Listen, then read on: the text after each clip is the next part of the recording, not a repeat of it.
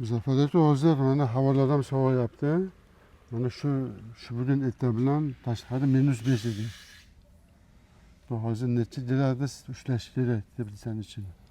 Endi bu sistemada gidroponga yetishtirayotganda birinchi gras oladigan bo'lsa kechqurunga 17 dan pastga tushmash kerak. Даже 16 ni ham ko'rmash kerak. 17 ga tushiriladi, ko'tarib ketaveradi keyin kechqurun.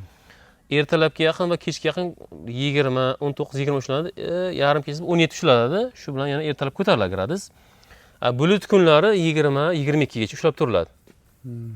Katyol bilan imkon qadar bo'lsa agar quyoshli kunlar bo'ladigan bo'lsa, kechqurun ham shu 17 bo'lsa, kunduzi quyosh qarab 30 gacha ko'tarsa bo'ladi. 30, 28, 25.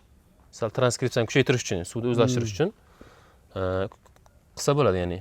Quyosh kunlarda kunduz 30 gacha, agar bulut kun bo'ladigan bo'lsa, tashqari sovuq bo'ladigan bo'lsa, hech bo'lmasa katyol bilan kunduzi 20 gradus ushlab turish kerak. Sal yorug'lik kelgan hisobiga ham 20 gradus ushlatiladi. Kechqurun 17 dan tushmash kerak. Kechqurun 21 dan ham ko'tarib olishmish kerak. Ya'ni kunduzi bulut kun bo'ldi, katyol bilan amallab 20 ushadi, kechqurun imkoni bor, misol uchun ko'proq istaman, ko'proq hosil olaman degan narsa bo'ladigan bo'lsa, 21 dan ko'tarilib ketadigan bo'lsa, gul, meva to'kishlar yuzaga keladi, ya'ni. O'simlikda shuna holati bor, bolgarskida. O'shaning uchun обязательно 17 ga tushish kerak.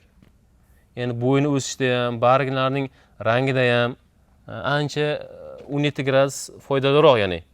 Baland gradusdan ko'ra, 21 dan ko'ra 17 gradus foydaliroq bunga. O'shaning uchun o'zini o'sha 17 gradusni ushlab berib, kunduzi quyosh chiqsa ko'tarsa bo'ladi.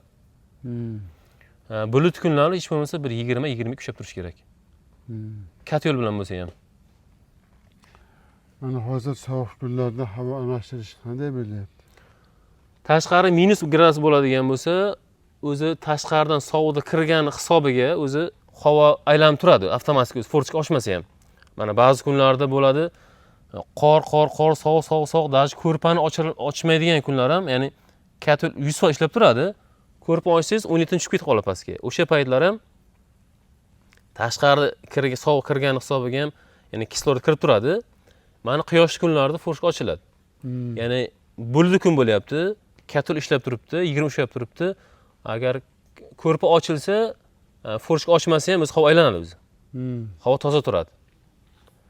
Quyosh kunlar lekin forchkani ochib, obязательно havo aylantirish kerak, ya'ni.